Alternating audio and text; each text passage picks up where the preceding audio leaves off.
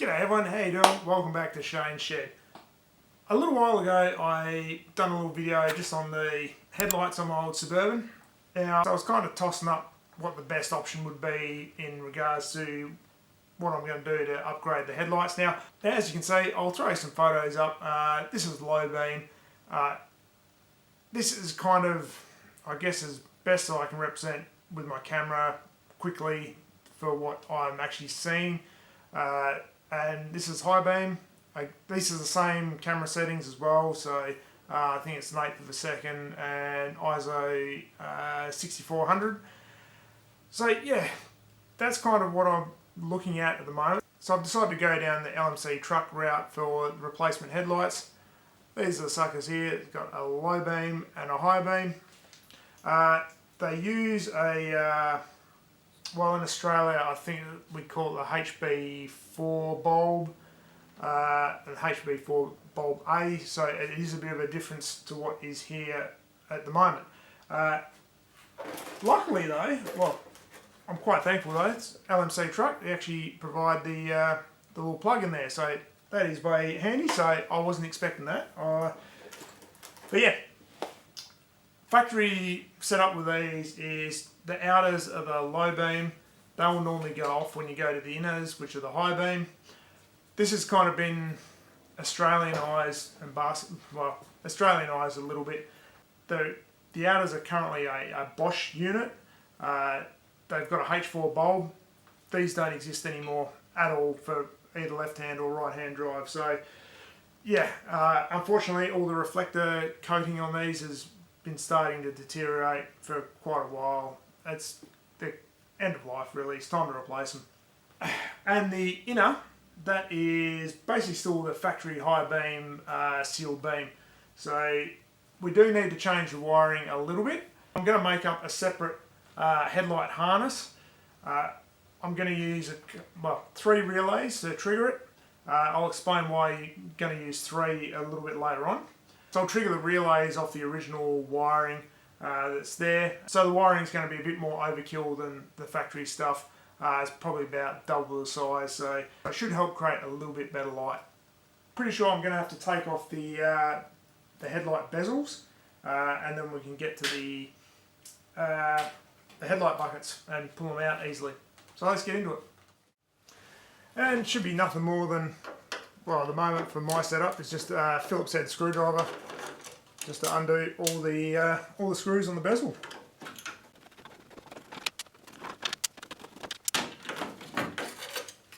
That's pretty easy. In order to get the lens out, we're just going to remove the ring around the headlight bucket. Now these are just a Torx screw, so they're not a standard Phillips head or anything like that, but they're nice and easy to get out. They're not overly tight or anything, so it should just be 4 of them, I think, from memory, or from what I can see here.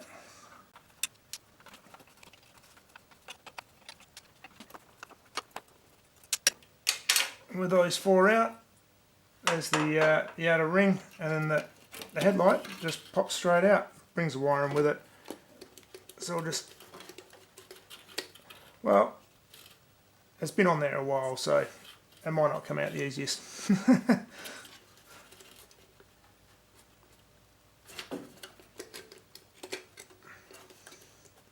My God, there's bloody horrible.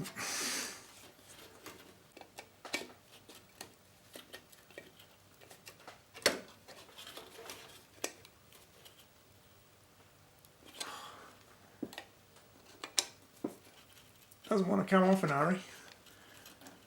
I think it's been on there for a few years, and the low beam side of the plug has got a little warm as well at some point. Look, in all honesty, it's no wonder the bottom of that light has tarnished a lot, because it's all basically open. Yeah, it's kind of a bit crap really. But anyway, enough of that. We'll get this other one out, and yeah, we'll bolt the new ones in, and then I'm going to worry about the wiring later. And there's the high beam out, so you can see seal beam, just a couple of pins and the wiring in there, so we'll modify all that to go into the new bulbs. Yeah, hopefully it's a little bit better than these. Alright, so these new ones are obviously a little bit different at the back, but they just sit straight in the bucket. Don't need to change anything over at all. And they fit perfectly. Well, for the moment they fit perfectly. Interested to see how these perform in comparison to what I had before. And I guess the other option now is, if I'm not happy, I can throw some LED bulbs into these. We'll see how they could turn out. But failing that, I have seen well, since I've done the original video, I did see a unit that's basically was like a sealed beam that had been converted over to a H4 LED bulb. So probably not any better than these, to be honest. If I go down and throw LED bulbs in them, so it'll probably be as good as it's going to get without going for a dedicated LED light, which would be nice, but yeah, nobody does them really. Well, the Gency ones are a dedicated light, but I think I touched on it. The problem with the Gency ones is they're a low beam pattern only, so high beam is probably kind of useless.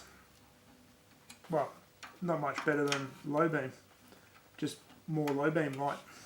Now before I go too much further as well, I thought I'd point out, so the original seal beams have this style connector on them, which the little harness that LMC truck provides will plug straight into those. So hopefully you can see that. So if you're just going to run with the original factory wiring, you don't need to do any more than that. So that's nice and simple. But because I'm doing a complete new harness, I'm going to chop these connectors off, and I'm going to be just splicing onto that with what cable I'm using. Okay, so they're all in, bolted in properly. Throw the bezel in.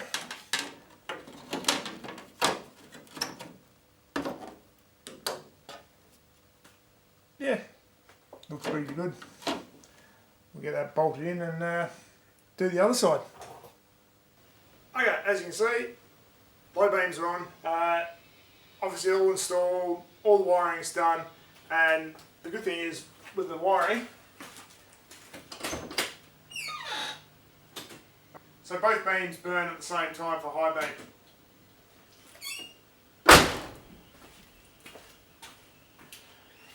So I'll show you what I've done in order to make that happen, because like I said earlier, from the factory, the outers will be the low beam, and it'll be normally just the inners for the high beam. The outers will go out. So yeah, I'll show you what I've done. So wiring wise, everything I've used has just been stuff I've had lying around, so it's cost me nothing to do. Power cable, 6mm square. That's just a single power cable down to a fuse on the inner guard here, and down to these 3 relays down here. Now, this relay here on your right hand side, that is my low beam on. That inner and that left hand side one, they're both for high beam. So I'm using the left hand one for the inner high beams, and this center one for the outer for high beams. Now the reason I needed 3, it's pretty simple. The outer beams, like I said, are doing both a high beam and a low beam. Now the trouble is they're only a single filament bulb, so I need to be able to control them both ways. So if I just use the one high beam relay, and if I wired into those outer low beam lights at the same time, when I'm on low beam, it would probably backfeed into the high beams and they'd all burn. So yeah, so the 2 relays for the high and low for those outers are both connected to the same basic output to the bulb. And yeah, it's basically a totally separate wiring from the inner high beams. So yeah, I did have one little issue when I was wiring that up. I'm not an auto electrician, so maybe somebody out there can explain to me why this didn't work. But my first initial thought with the high beam relay was basically to get the trigger from the original high beam, bring it into that first relay, loop it around so where you'd normally earth out your relay for the trigger, bring that one down basically to feed into the next relay to trigger out, and then earth, so basically the two relays in series. Didn't work, so I've ended up just splitting that high beam trigger input, so basically one into each, and then they join out to a common earth, and it all works fine from there. So yeah, I wasn't too sure why that didn't work. Maybe there's something going on with resistance through the trigger circuit or something, I don't know. But I've got it working fine now.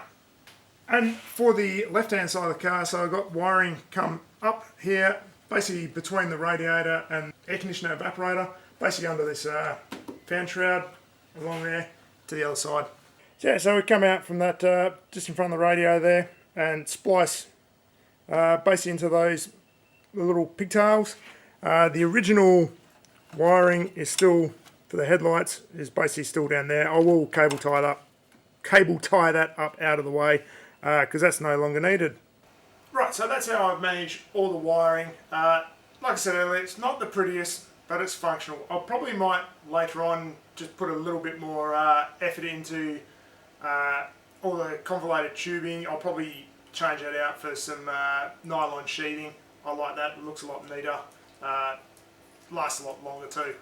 But, am I happy with how these perform? Well, earlier we showed you the before photos.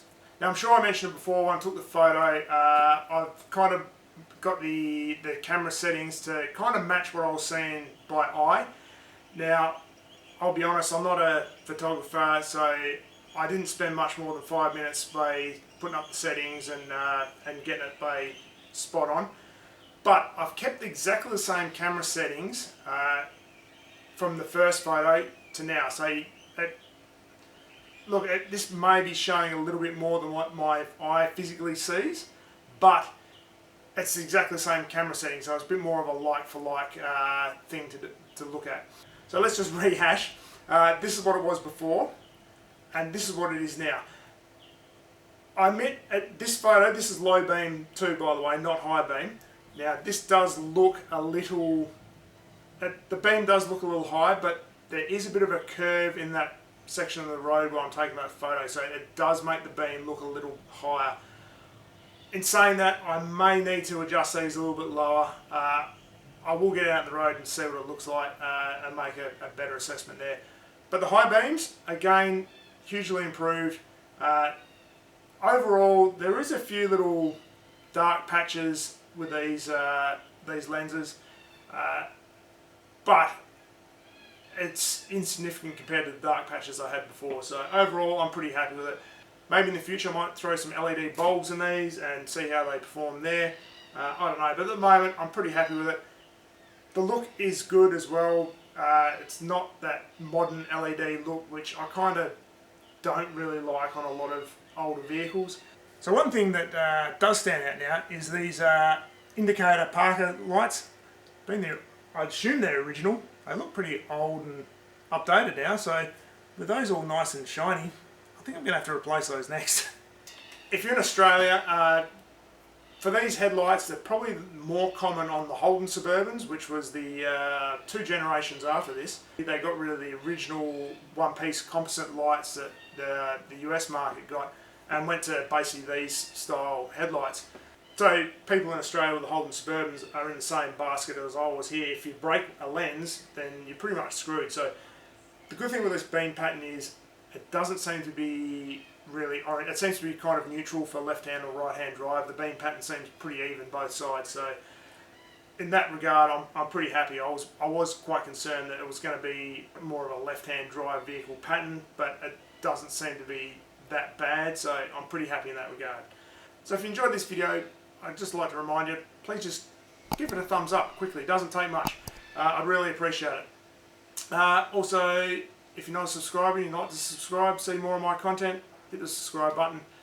If you are a subscriber and you really enjoy what I'm doing, as always, the channel membership, I'd really appreciate that. It helps me do a little bit more of this sort of stuff, and yeah, it just keeps me motivated. So thanks very much to Byron, Dave, Rob and Jay, the channel members. Really appreciate you guys being members. So yeah, to everyone else, thanks very much for watching as well, and I'll see you in the next one.